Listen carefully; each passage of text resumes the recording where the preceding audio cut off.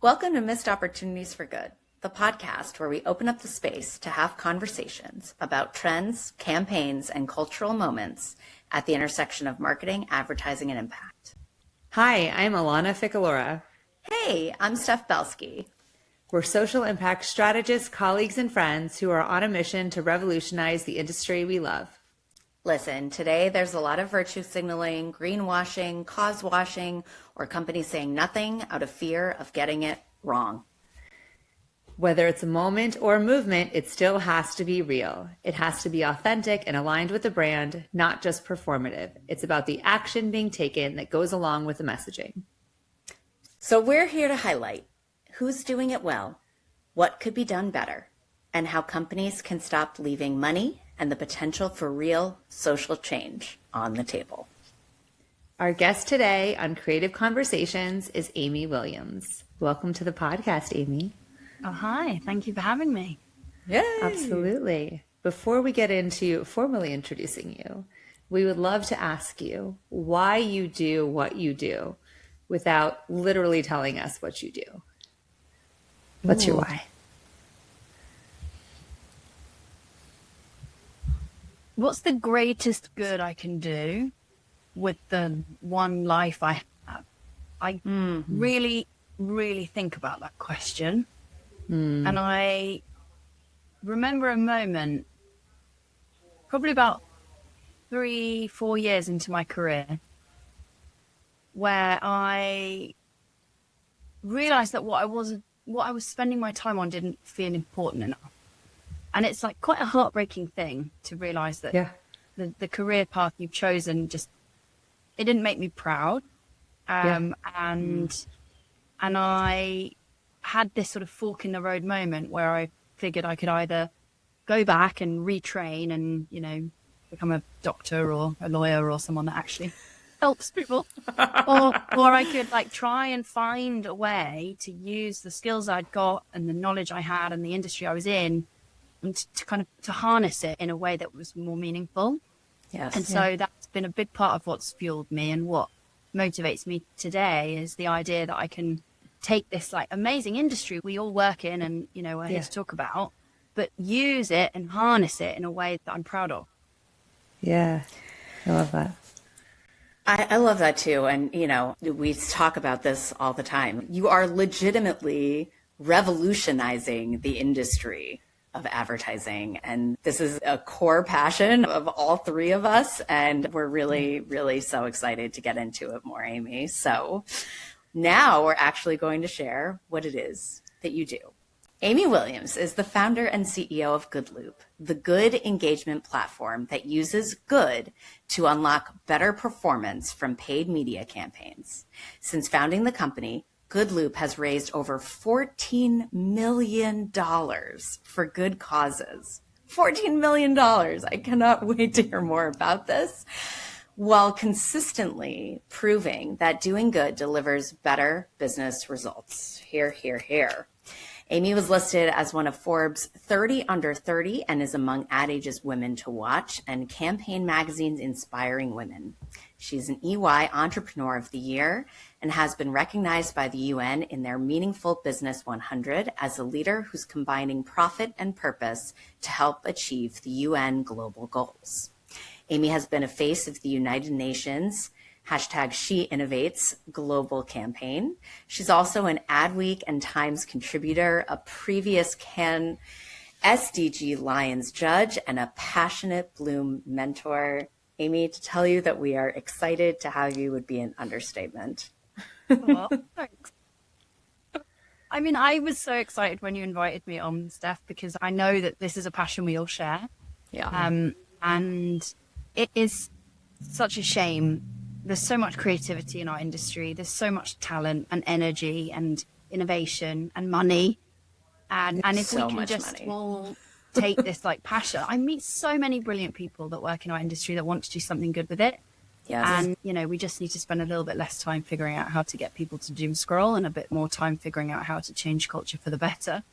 And I think we would all be in a really good place. Yes. So I'm very excited for this conversation, and I think we have a lot in common. So here for it. You obviously share this a little bit in your why in terms of having this realization and really wanting to do the most good that you can. But what first drew you to impact? Is there something that happened in your childhood or your earlier years that kind of embedded this into you? Where did you find your connection initially to using creativity as a force for good and really wanting to make a difference? I think I'm less interested in impact. That's to start with. No, it's not. It's real. But if I'm really honest, it isn't actually about the impact for me. Like there is no big moment in my childhood where I realized I was going to save the world. The thing is that I'm really interested in is like the challenge of making something good make sense.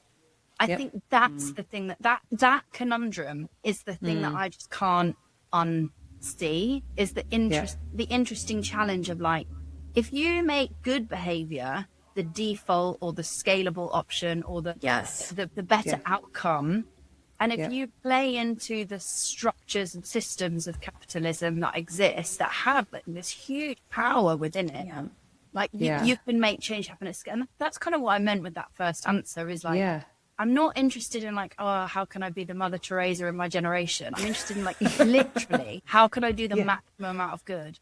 And I do think the maximum amount of good is not about dedicating my individual life to wearing hemp sandals and living in a jungle and like going off grid.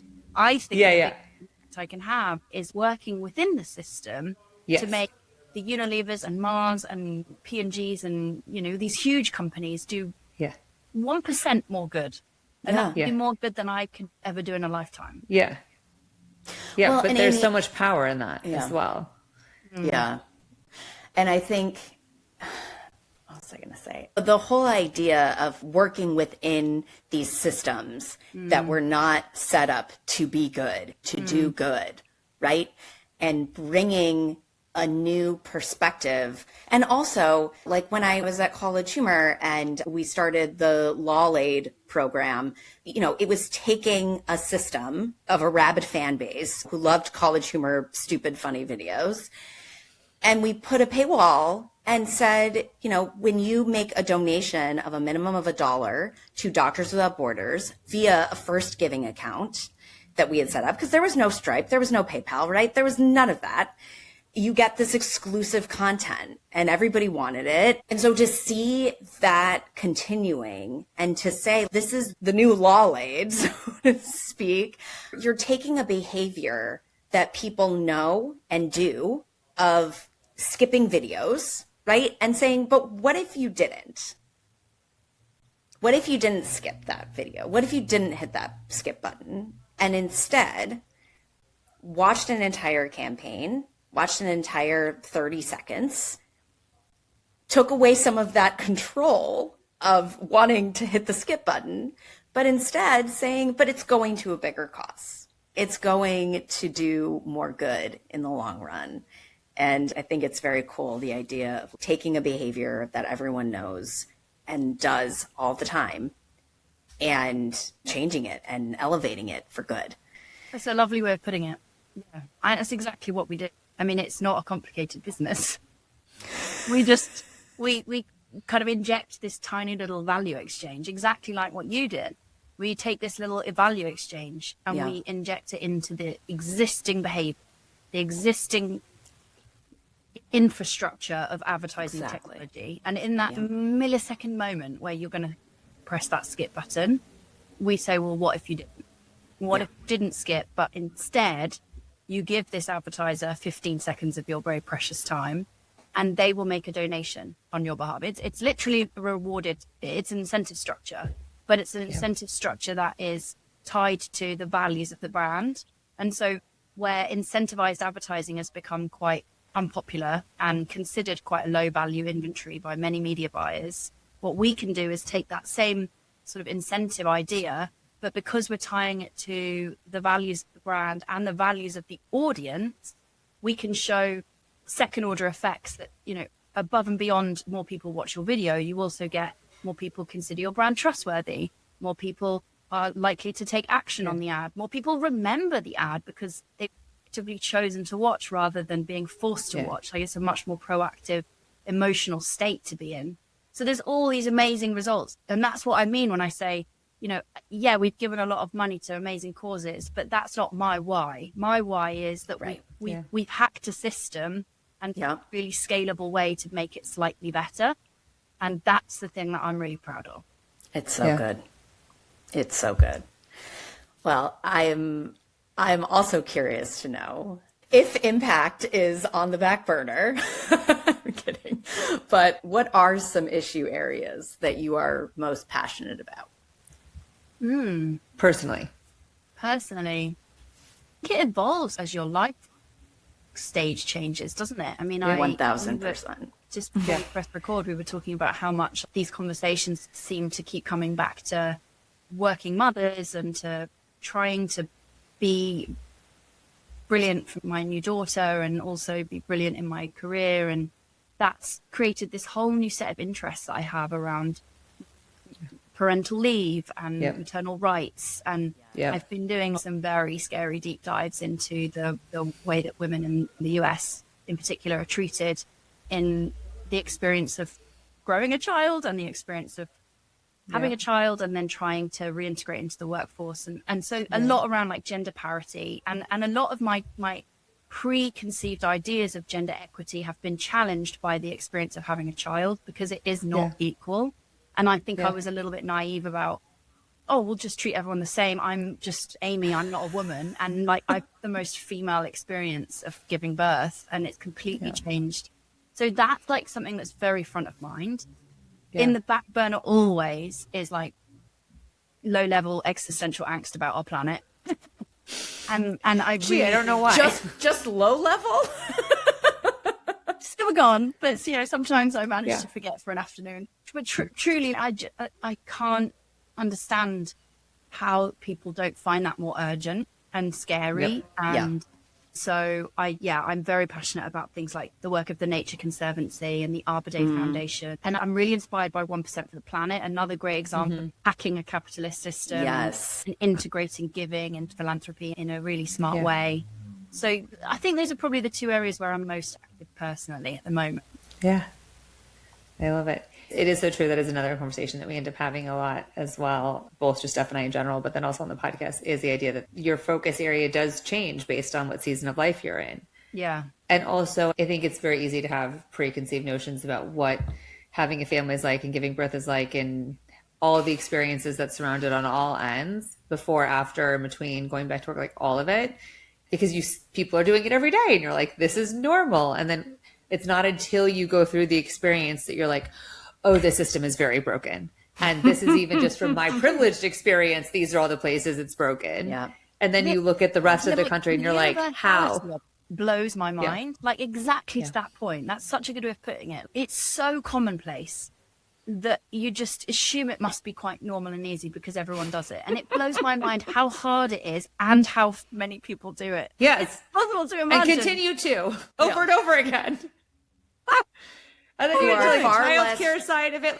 There's so many parts to it that you're just like, but how? Yeah. And then you look at the greater planet and all of the future for these children. And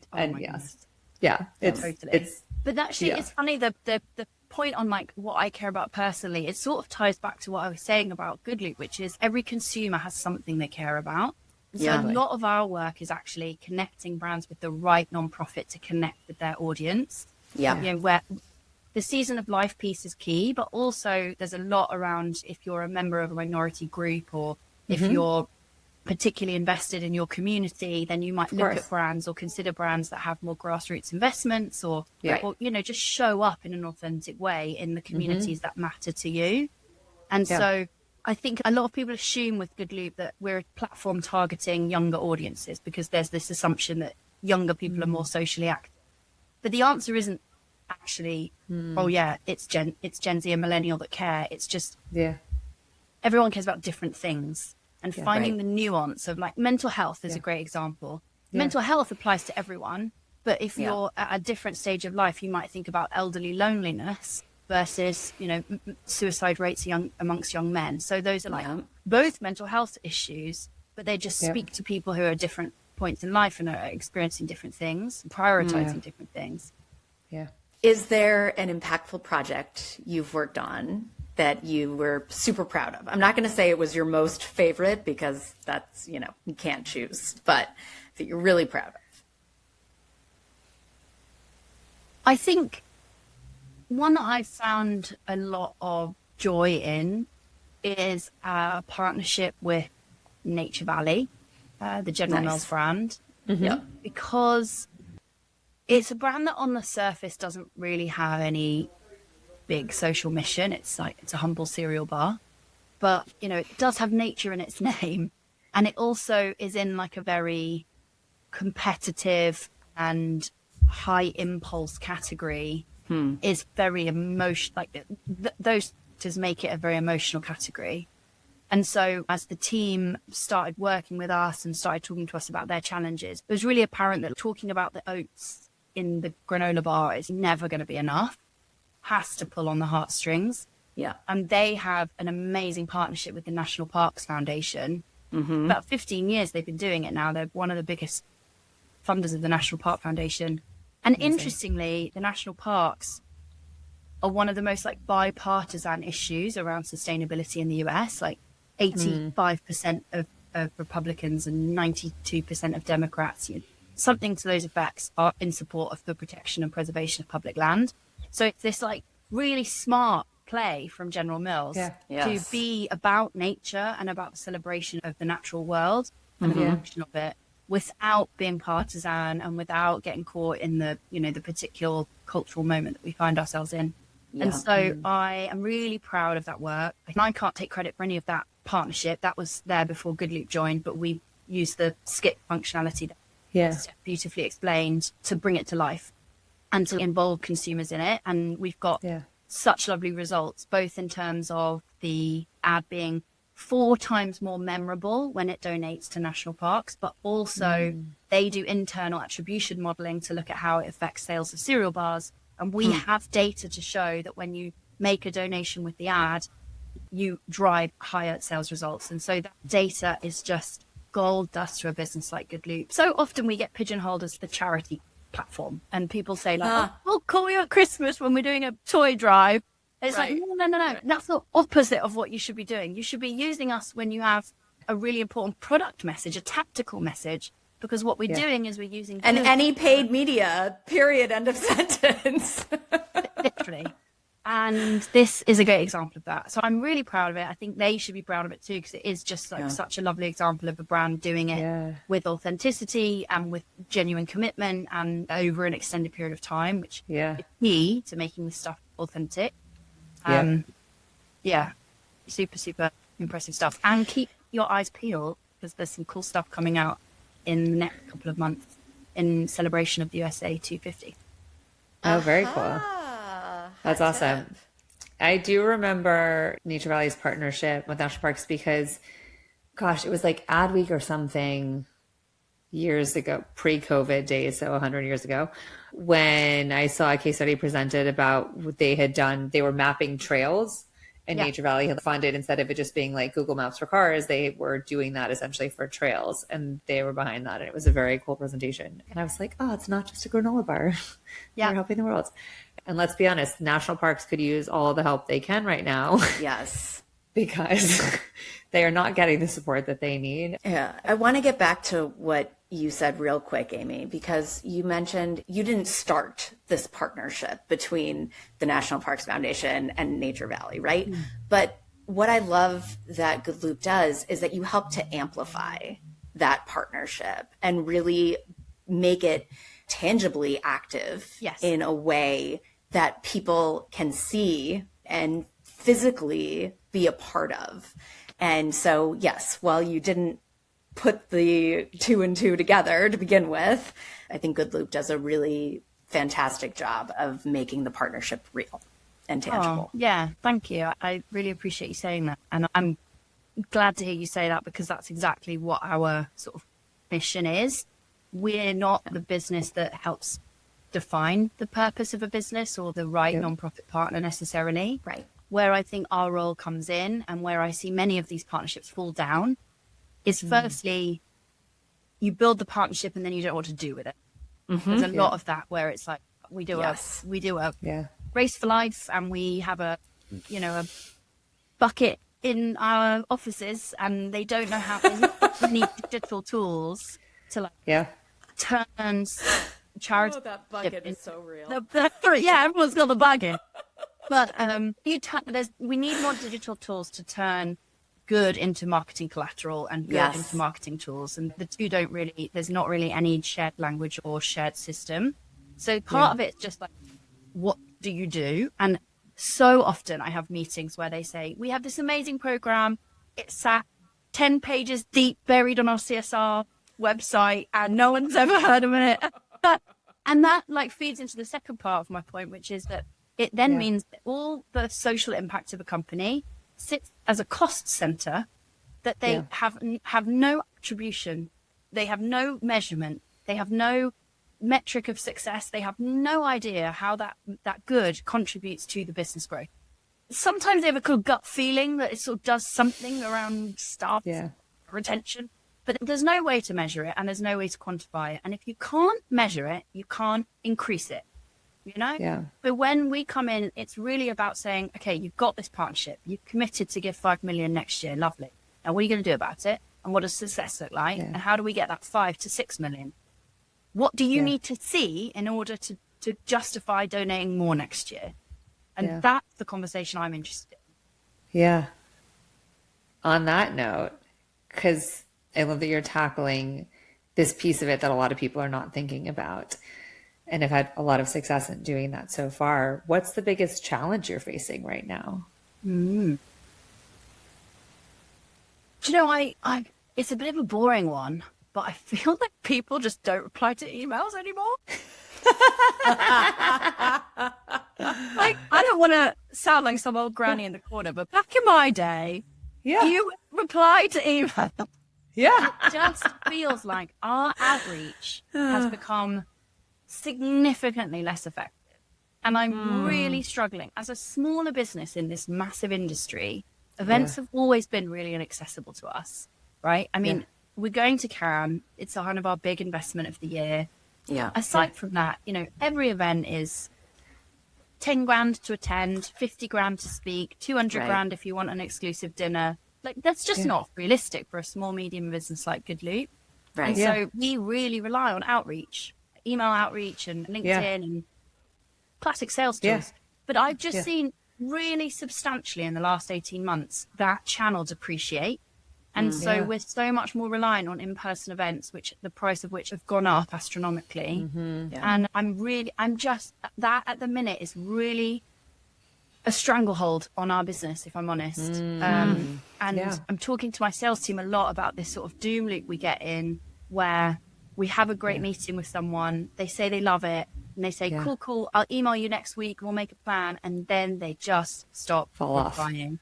And it's happening so often. I don't know what's happened, but everybody's overwhelmed perhaps with this. I was going to say, this is a weird question, maybe, and maybe I'm going down a rabbit hole, but do you think it's like the way people ghost in dating? Do you think it's like the ghosting and people are just like, maybe I don't want to do that right now, so they just stop because or do you think it's like people just get really overwhelmed or forget or have too many emails or can't find the things, so it just falls off their radar? That's a really good theory. Like, the ghosting culture has like infiltrated business culture. I hadn't thought of that, but I actually think that's really valid. It feels similar, right? It's the same sort of like, a year ago that would have been rude, and today it's sort of acceptable.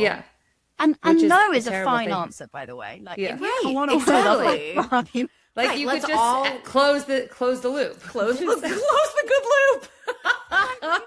good loop. We decided not to move forward at this time. Like, just communicate. I think communication in general, right? Human interaction in that sense, and the social contract, I should say, of human interaction, and the response narrative that used to be so normal and expected is kind of like, you know that thing where you run into somebody and they're like, oh my God, we should totally get together. And then you never hear from them and you're like, yeah. And like, it's all of those little pieces, right? People say people in LA were just flaky, but I think it's kind of become this cultural thing across the board where there's just like, yeah.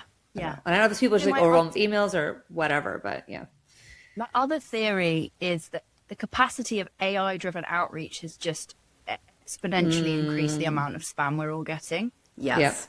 Certainly I can like on a, just a anecdotal level like that. Yeah, agreed. I just can't stay on top of it like I used to because of the amount of stuff I'm getting.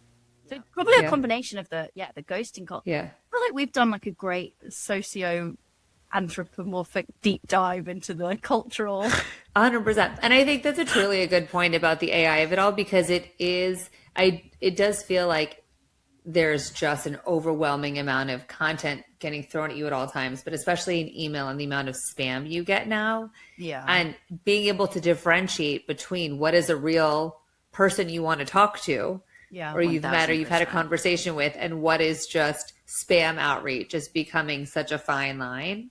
Yeah. And if people are just scrolling through really fast and deleting things en masse, it's also probably easy for things to be getting lost. So then the question becomes, right, how do you break through that?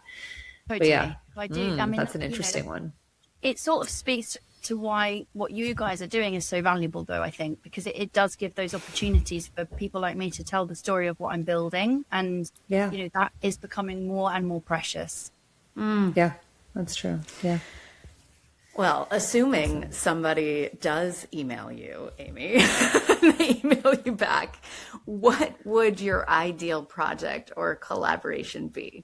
And this is a tricky one, but Alana and I see this as like helping our guests to manifest what you want, because if you don't put it out into the universe, into the world, then we can't help you get there. So share your wish list with us. Get a little woo with us and tell us your hopes and dreams. Why not? Okay, great. I guess there's two parts to it.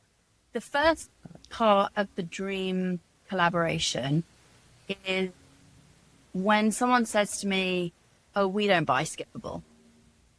I'm hearing this more and more. Like people just have stopped bothering to give consumers a choice because consumers opt out at such a significant level that it's a waste of money to give them the choice. And so I'm hearing more and more clients just not even consider the skip button. They just buy the forced view.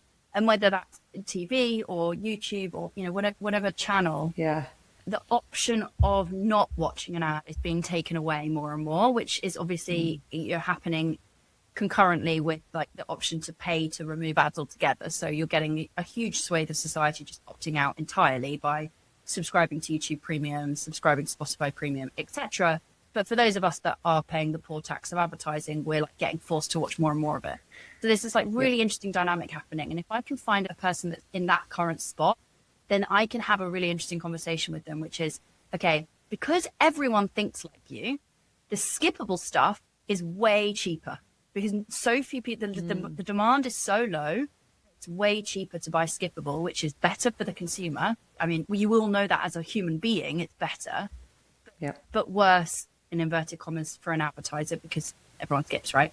So, interesting conversation is, okay, it's so much cheaper that if we can get the same result, not even better, let's just set the benchmark at the same. If we can get the same number of engagements on a skippable versus a non-skippable, the money we will save you, we can give to charity without the donation costing you anything extra.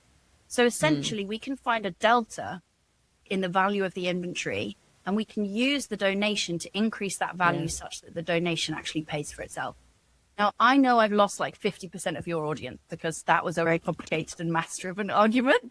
I think the opposite. I think a lot of our audience is really tapped into this world. And so, everyone's with you.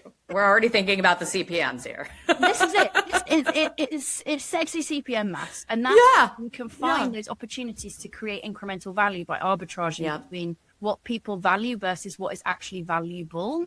And so often in advertising and media buying, the two are completely divorced. High quality is not actually linked to high prices because the incentive systems are not tied to experiences for the end consumer. Anyway, that's a whole nother podcast, but I love when I can get in a room and have that conversation. The other dream client I'm going to manifest whilst Do it is I love when I meet a brand or a business that has a huge social impact program that sits in a separate team, possibly even in a different office, that never talks to the brand team, who over here are trying to build love, build equity, build trust, build advocacy, build loyalty, and are desperately seeking more meaning. And there's this meaning gap over here, and then there's a funding gap over here. And if we can build that bridge, you can start to have these amazing higher order values effects.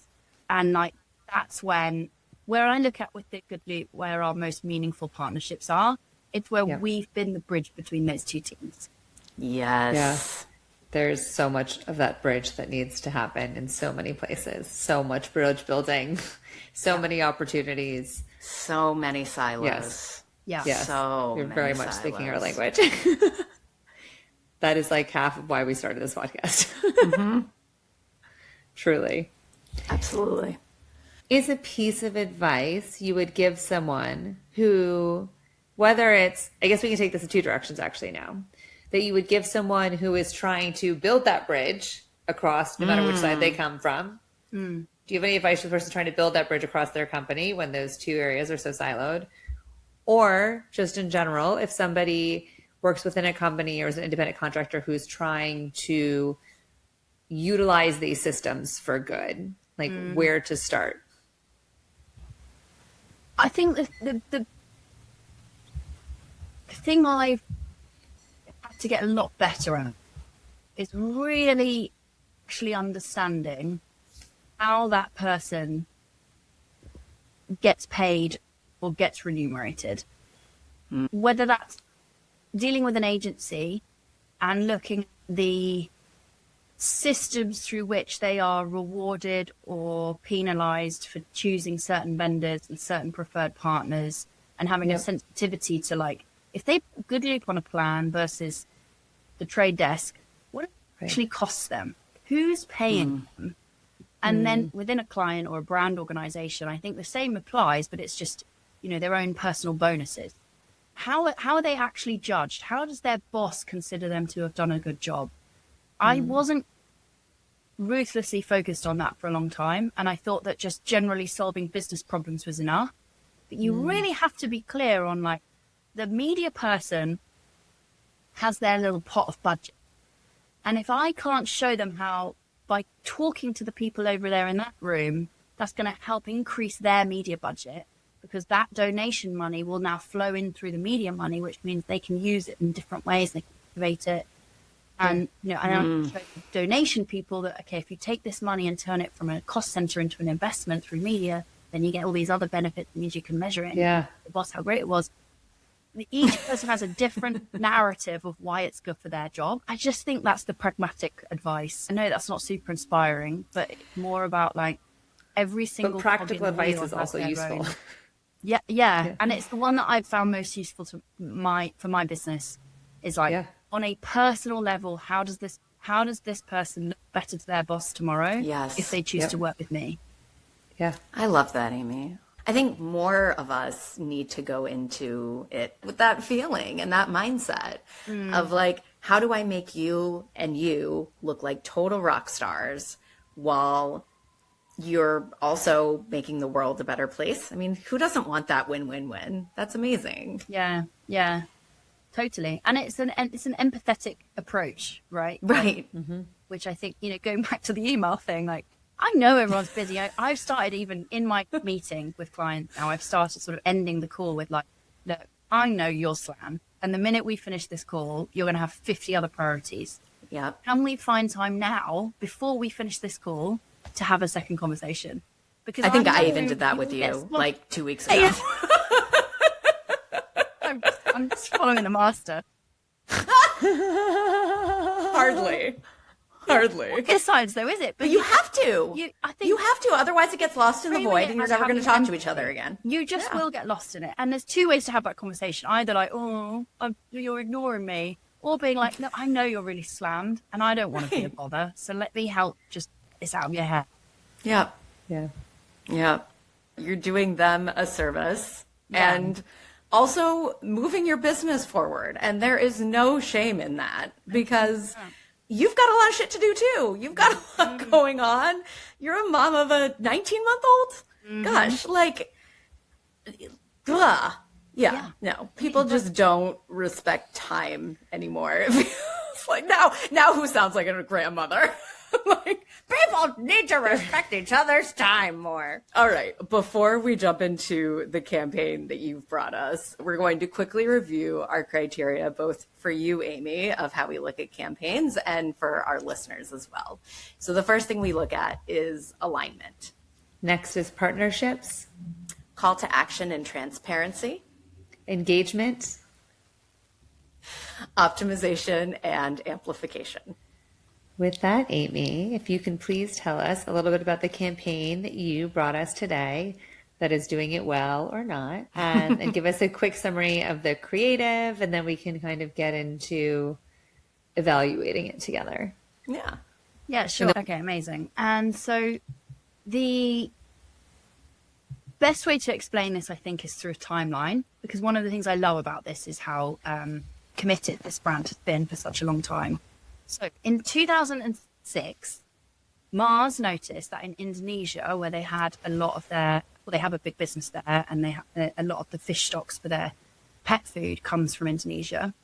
They noticed that the coral reefs there were getting absolutely decimated by a certain type of fishing practice. And so in 2006, they started doing some research into it. Not marketing, not PR, just scientists. And then in 2011, they started doing some restoration into the coral reefs that were most relevant to their business and sort of their supply chain. Fast forward to 2019, and they actually decided to build a coral reef program that was in the shape of the word hope. So they planted these they're called reef stars. They're plastic little structures that little baby corals can hold on to, and it helps the corals grow. They're adorable. If you ever want to have a little pick-me-up one day, just Google baby corals on reef stars and you'll feel better. And so 2019, they started building the Hope Reef. And then the thing I love about this is they didn't even talk about it then. They started talking about it in 2021. So in 21, they unveiled the campaign that I want to talk about, which is Sheba Hope Reef Grows. They unveiled it with a 10-year commitment to preserving these coral reefs, firstly in Indonesia, but now in 26, they have over 72 reef restoration sites around the world. And they span from the Indonesia site, the original site in Indonesia, through to the Maldives, through to Hawaii.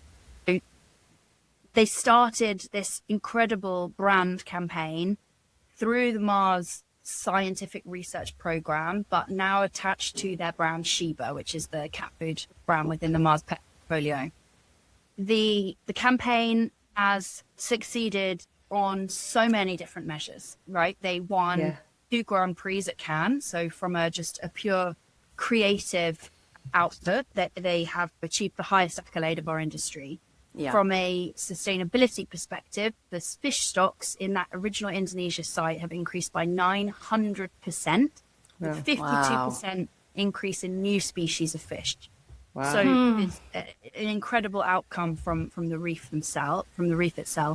Yeah. They've published over 10 scientific papers, so the research and the scientific rigor continues, led by Frank Mars. So there's this amazing sort of internal champion of the Mars family. Yeah.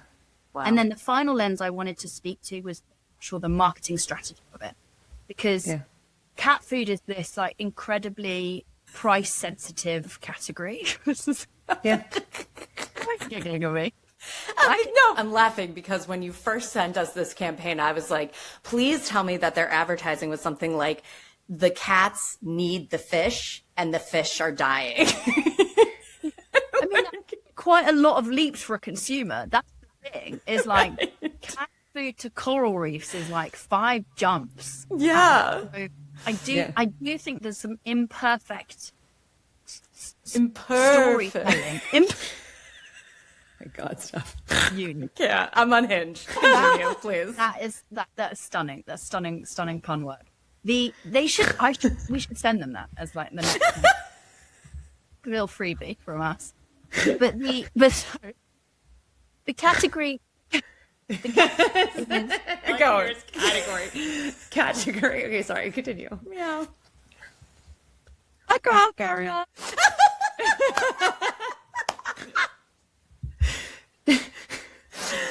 Okay. All right. We're good. Cat.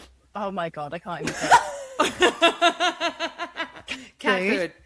cat food is a very price sensitive section of the shopping experience. And so they had to find a way to build a premium story. Purina is dominant in the US, right? Purina is the cat brand everyone knows. So they really had to find something that was distinctive. And so they have this sort of internal mantra of taste with integrity. It's the Sheba position. Is first and foremost, people care about, do my cat like it? If my cats don't eat it, I'm never going to buy it again. Which kind of speaks to how, like, in all purpose and social impact campaigns, the product has to be good. You know, everything else has to be equal before purpose is. Taste piece is key. But with integrity is where they build in the brand distinction. And that comes from the emotional category drivers of, like, I feel good to buy this. I feel proud to support this. And I just think that it's such a incredible piece of marketing. They have over 300% ROI metrics on it in terms of their sales. They have integrated in-store activity. They have beautiful activations on Amazon, from a documentary all the way through to the e-com. Like, it is omnichannel, it is connected, it is beautifully designed. And I think it is cause-led, innovated, brand purpose, done well. Yeah.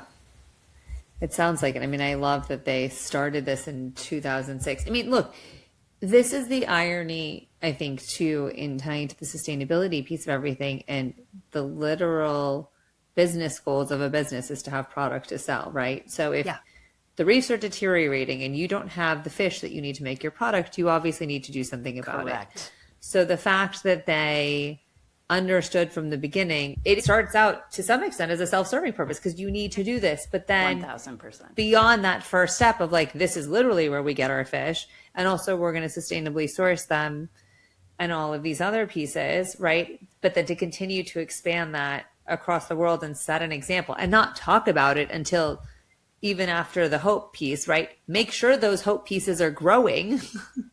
And that it is actually populating the reef first and having a positive impact before we're going to talk about the story. Not tell you what we're doing just to tell you, but to do the work and then clearly tell a great story around it as well and communicate it in many different ways to reach your audience on all levels is amazing. Yeah, well put. I mean, it really does start with, like, survival of this ecosystem is intrinsically linked to survival of this business, but then to make it a brand story and elevate the whole thing to, like, a whole new level. Really well said, Alana. Yeah, that's the whole circular impact economy of doing good, right? It is intrinsically self-serving to some degree. And so if you're going to do the work, like you said, Alana, do it internally first. Make sure that you can share that story and then share it with the masses when you can actually see the results of the work you're doing. Then you have a real authentic story to tell. Yeah. Yeah. I mean, that was 10 years before they said a word about it. Wow. Yeah. Incredible. And then have done such a nice job on their website as well. You can literally go look at the different reef projects if you wanted to go deep dive. Again, no pun intended. Pretend to be someone we're not, Alana. As I was saying, I think that that's really cool. And again, yes, you don't think about cat and cat food and reefs as a natural progression, but it 100% makes sense on so many levels. Yeah, and then uplifts the communities as well. And it's creating jobs inherently. It's supporting in so many other ways. I remember I saw in one of their videos, it said something about, like, bringing back Finding Nemo or something like that. And I remember studying abroad in Australia the year that Finding Nemo came out in the US. This was before there was, global releases at the same time. So it hadn't quite made it to Australia yet. But I wanted to go to the Great Barrier Reef to see all the bright colored fish. And I got there and we went snorkeling and I was like, doesn't look like the movie. Granted, the movie's a cartoon. I get it. But also, it just had so much deterioration already then, which this was in 2003. So it makes sense, right? Because it's around the same time that they were noticing the reef deterioration in Indonesia as well. And so or maybe it's 2004 anyways, but seeing that firsthand. And if someone's never traveled to the reef, they don't know or understand the difference in how this affects the ecosystems, right? And sometimes with documentaries, you're only speaking to your audience. So being able to use the platform as a brand to also build awareness around this issue and connect the dots for people, because now people might think differently about the fish they're purchasing for themselves and the importance of those ecosystems. So it can go beyond cat food purchases as well, as somebody who doesn't have a cat. Yeah, I think that's a big part of, going back to right at the beginning of this conversation, we were talking about how do you do the maximum amount of good with the resources you have. I think that for a brand and for people working in branding and marketing, one of the biggest resources we have is influence and reach. And so changing conversation or raising awareness of topics is a huge part of what we can do. And, I Goodly works with the Sheba team, and so I'm a little bit familiar with some of the internal workings. And all of these Hope Reef programs are tiny non-profits. The little NGO in Indonesia, these Save the Maldives and Kuliana, these are tiny little organizations. They don't have the scale and the platform to do a documentary on Amazon, but then Sheba does. And so, maybe they don't have the most scientific, impressive, research rigor. They're a cat food company. They're not going to, but they can be the entry point for people to become more educated and to go dive deep. Yes. Right. And they can afford to bring in the experts and the scientists and everybody who is working towards this end goal. It's so good. It's such this feels like a replicable system that other brands could follow to say, okay, well, what is our piece of the planet that we're going to take on, right? Like, can you imagine if all the Iams and cat and Purinas and like if everybody was just like, you know what? We're all the pet food category is going to come together and we're all going to make our focus on the oceans. And then another like retail was like, well, we're going to do, XYZ. Like, what if we just had, every consumer believes, according to the Edelman Trust Barometer, that more than NGOs, more than the government, more than it's going to be on businesses to change our world and our systems and to solve the world's problems, right? And so what if this is ideally the start of how that happens? But it's been a 10-year program and it's not going to end anytime soon, which is also very promising. So who knows? I don't know. I'm just dreaming big over here. Don't mind me. I also appreciate how it's not just about carbon credits and then kicking the can to someone else to do the work. They're doing the work and not calling it carbon credits. They're just doing the work that actually helps the ecosystem sustain itself. And instead of putting on onus to consumers and saying, you can go donate to these organizations, we're just going to tell you about it. They're doing the work and then also saying, here's how you can get involved, and then giving options for that as well. So they're intentionally building their own ecosystem of support for these projects. I really like that too. Which is really cool. I was unfamiliar with this campaign, so I'm really excited to have been able to see it. And I really appreciate they're both high-level creative and transparency around what they've been doing. It's very cool. And Amy, as somebody who is, very closely attached to this work, do you think that there is an opportunity that's missing, or have they really hit this out of the park?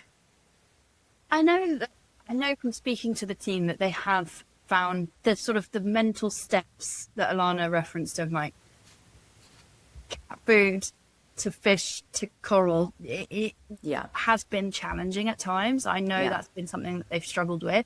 I think the way that they've increasingly got around it is like localizing the NGO partner. So the Kuliana partner is the one in Hawaii that was brought on board to help bring more of a US story to the North American market, because Indonesia felt very far away from a consumer in Dallas. Sure. And that was something that they talked to me about, and something that I think they've really improved on.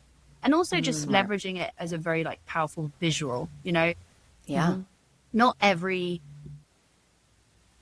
cause or purpose marketing campaign has to really granularly deal with the issue. I don't think you need that nuance in order for it to be successful. Like the Sheba brand is like these gorgeous dark blues and teals and aquamarines and this like lovely, dark, beautiful, vibrant coral popping out on pack is just unlike anything else in the shell. And so that's okay. It's like a big part of how they do this is they just make it look sexy and cool and different to other boring cat food. And you don't need to overthink it, you know? And I think that's where I see a lot of the opportunity for the future of this is like more visual and a little bit less science, because that's the world of art. That's the language our industry speaks, and that's where you can get mass adoption. And so much of direct science talk speaks over consumers' heads that they just tune it all out. I mean, look at hence the issues with a lot of the climate conversation, right? It's too scientific for people to process, but being able to communicate a story through incredible imagery connects with the consumer. It's building affinity. It's touching on, pulling on heartstrings, right? You have more of a direct connection. Yeah. So we don't need to be too worthy about it. Like that's enough. And I think that's actually a really powerful route. Yeah. I appreciate that they're not just doing that connection as well with oceans, plastic, fish, right? Because I feel like that's not to say it's overdone, because we clearly have a huge plastic problem, but also understanding that there's a deeper level of ecosystem even below the plastic side of it, and that there's other people over here working on plastic. So channeling to the Reef, it's like a more unique space to focus on. This is actually a topic I find very interesting, is like the extent to which sustainability issues should be ownable and distinctive versus universal. So Steph, you mentioned like, what if every cat food company came together to save the oceans? Actually should be the business model, because they do all need these ecosystems in order to have fish to put in their supply chains. Meanwhile, if they all did that, then the Hope Reef loses its power, because it's no longer a distinctive brand asset. And so finding that piece of the work, piece of the issue that you can really own and tell stories on, whilst investing in the entire ecosystem, like a more systemic level, that balance is really key. And plastics is a great example where like that's been like a narrative thread people have used, but then it's felt like it's become overly used, and now the issue's almost a bit tired. Whereas the plastic's still in the ocean. We still have such an issue. Like it hasn't been solved yet. People are tired of hearing about it, right? The irony. So there's a danger in making it too distinct that then you make the fashion a trend and you risk that it falls out of trend. Well, thank you so much, Amy, for joining us. Where can we send our listeners to learn more about you and your work?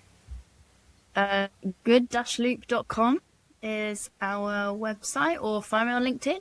Give me an app. I'd love to meet some people and listeners, and if I can help in any way in what you're building and doing, then this is an amazing community and I'm here for it. So find me on LinkedIn, add me, hit me up.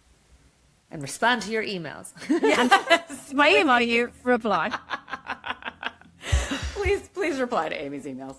Amy, thank you so much. You are such a delight. And thank you for helping us shine a light and learn from those who are doing it well and reducing the missed opportunities for good. We want to hear from you. Please let us know, what campaigns are you seeing that are doing it well? Who would you like to see us interview? And what campaigns would you like us to audit? Thank you so much to our listeners, to our YouTube subscribers, to our Substack readers, to our followers for joining us on our mission to revolutionize the industry that we love. Missed Opportunities for Good is a production of Aligned for Impact and Love of Good.